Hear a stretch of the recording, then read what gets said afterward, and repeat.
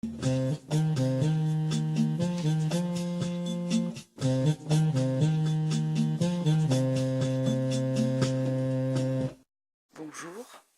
bienvenue sur la cabane autonome. Bonjour, bienvenue sur la cabane autonome. Bonjour. Donc aujourd'hui, on va vous parler de la façon dont on a fait fabriquer notre châssis en terre. C'est-à-dire qu'on a réutilisé la technique qu'on avait utilisée pour les mares. Voilà, tout à fait. Donc on va regarder, on va commenter avec vous. Donc là, vous voyez en principe Bianca, mais elle est de dos. On va essayer de vous la mettre de face.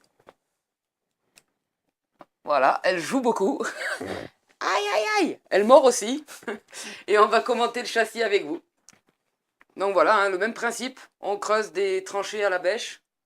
Voilà, donc On sort des parpaings. là on voit quand même de plus près comment on sort les parpaings. Et en fait, c'était là où on a fait les fondations de la maison. Donc du coup, on a réutilisé. Et on voit enfin Eric qui travaille. Enfin. C'est quand même magnifique. C'est quand même, mais c'est juste magnifique, quoi. C'est un truc, il faut surtout le garder. Bon, après, c'est sûr que moi, je me tape le boulot le plus compliqué. Hein, toujours sur les... Ah, Ah, mais elle a pas le permis brouette, c'est pour ça. Si, tu vas voir. Ah non, j'ai coupé quand c'est moi qui porte. Voilà, donc c'est le même principe, c'est tout bête. Donc on a voulu réutiliser ce principe-là parce que la terre, c'est un super isolant quand même. C'est un bon isolant et puis ça fait ça peut faire de la structure en même temps, quoi, en fait. Ouais, voilà. Et ça a de l'inertie, donc ça va et isoler et emmagasiner aussi de la chaleur pour la nuit. Donc c'est un bon matériau pour faire en fait les murs d'un châssis, quoi. Voilà. Hop. Donc là, pareil, hein, toujours en quinconce. Aïe, aïe, aïe, aïe, aïe, aïe, Bianca. Donc là, vous voyez, on voit des différences de hauteur entre les parpaings, mais après ça, on corrige en rajoutant de la terre, en fait. Hop là. Sauvé. Oui, donc voilà, le chat attaque. Ouais, donc en fait, ouais, on corrige toujours avec la terre, comme ça. Et toujours, voilà, dès qu'il y a du surplus, on met toujours derrière. Et l'avantage aussi du châssis en rajoutant derrière, c'est qu'on pouvait faire pousser des trucs. Ouais, donc ça consolide le mur, et du coup, ça isole encore plus, puisque ça fait une plus grande épaisseur par rapport à l'extérieur. Voilà. Et ça va accumuler aussi de la chaleur pour la nuit. Et donc nous, on s'est dit quand même qu'on allait le faire. Donc on l'a fait, on a essayé, on est super content d'avoir essayé. Mais le truc, c'est qu'on l'a mis, alors, il faut bien réfléchir à l'exposition. Nous, on l'a mis plein sud. Et honnêtement, voilà, il faut bien penser à l'exposition parce que sinon, les plants peuvent vite cramer, quoi. Ouais, voilà, bon, après, nous, on est dans le sud, donc voilà, Et sur un terrain en quand le pente soleil arrive, il y en a beaucoup trop. C'est ça. En plus, on était en pente, donc ce qui fait qu'on s'est retrouvé avec des châssis, vraiment, ils étaient orientés avec l'angle vraiment perpendiculaire au soleil, donc ça a tapé un peu trop, puis c'était la première année, c'est là qu'il a fait très chaud. Donc, mais bon, ça n'enlève pas la conception du châssis, son côté isolant. Ah oui, non, ça non. Et puis son côté avec des matériaux. Nous, en fait, on a recyclé parce qu'on creusait nos fondations, donc on s'est dit qu'est-ce qu'on va en faire, et du coup, on a fabriqué ça, quoi. Mais du coup, on peut faire aussi la même chose en creusant directement la terre. Ça aura d'autant plus d'inertie. Si on creuse et qu'on met les parpaings dehors et qu'on met les bacs dans les trous. Mm. Donc voilà, là, Eric met de la terre derrière. Voilà, en même temps, ça solidifie, ça ramène de la matière. Et nous, on avait fait Et pousser les tomates pas loin. on peut planter dedans, voilà. Nous, on avait fait pousser les tomates pas loin. Mm. Mais pas loin. Voilà, vous voyez un peu le terrain aussi, mais très très vite. Je vais peut-être faire une coupure pour que vous puissiez mieux le voir. Donc là, il y a Bianca qui veut jouer. Donc là, voilà ce que ça donnait à la fin, en fait, hein. Bon, on avait rajouté des tuiles en fait sur les murs, mais c'est parce que c'est des tuiles qu'on avait récupérées, qu'on avait rajouté ça en plus pour protéger un peu de la pluie les murs. Mais bon, ceux qu'on n'a pas spécialement protégés, ça n'a pas bougé en fait, hein. Donc c'est pas, voilà, c'est pas nécessaire.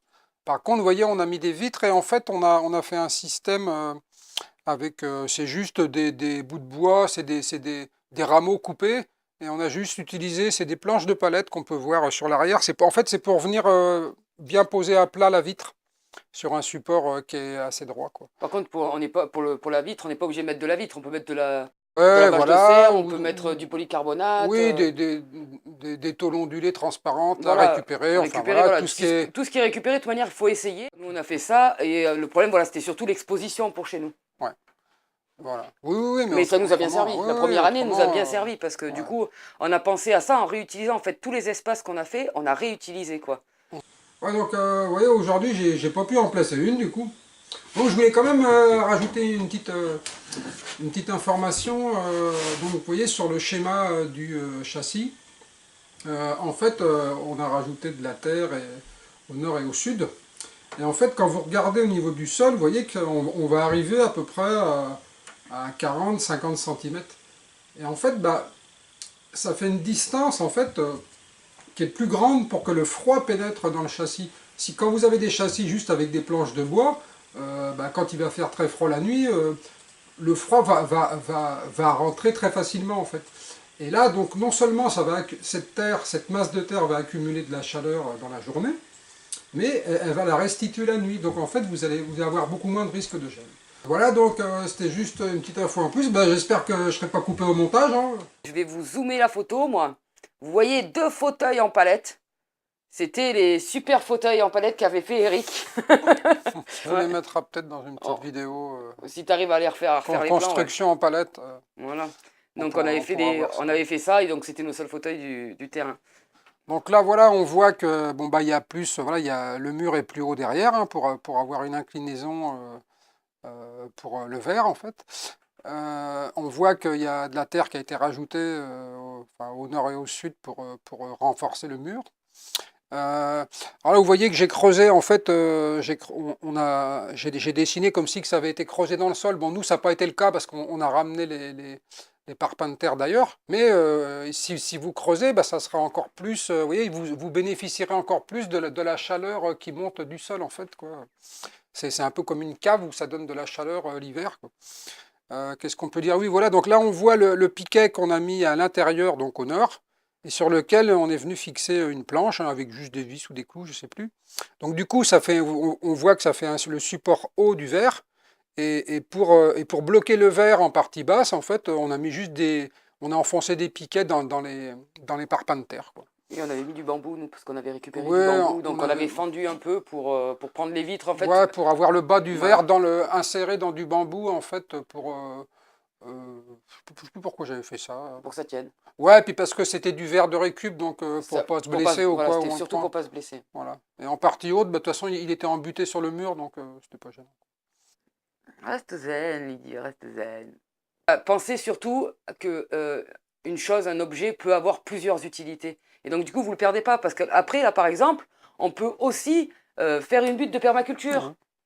Et on a fait ça sur une des trucs, mais bon, Ouais. là, on l'a pas fini la butte. Mais on remet des bois morts, enfin, on fait des couches, et hop, on a une butte qui est à proximité. Alors là, elle est en plein soleil, donc c'est sûr que pour l'exposition, c'est pas terrible. Mais il faut toujours penser... On peut recycler, comme tout est... Ça, voilà, c'est que des matériaux recyclables. Bon, oui, une fois qu'on a enlevé le verre, on peut tout recycler sur place, quoi. C'est pas un problème. Voilà, une fois qu'on a adopté une méthode, en plus, on peut l'essayer. Nous, c'était que des essais, en fait. Ce qu'on vous montre, là, les 2 premières vidéos, parce qu'on sait déjà la 3e. Non. Si! Et on s'est pas entretué encore. Ça va pas tarder. On essaye de... Là, c'est les vidéos qu'on a utilisées. C'était vraiment des essais, quoi. On pensait pas... On a filmé, mais sans plus que ça. C'est des vidéos d'il y a 2 ans, à peu près. Hein. Ouais. Donc, voilà, on a tenté au maximum de faire des trucs. Donc, n'hésitez pas, tentez. Donc, voilà, j'espère que cette petite vidéo vous a plu. Monsieur Donoron est avec moi. Il n'est pas trop inspiré ce soir, donc je prends la relève. Donc, continuez d'essayer, parce qu'essayer, c'est déjà apprendre. À bientôt sur la cabane autonome. Ciao.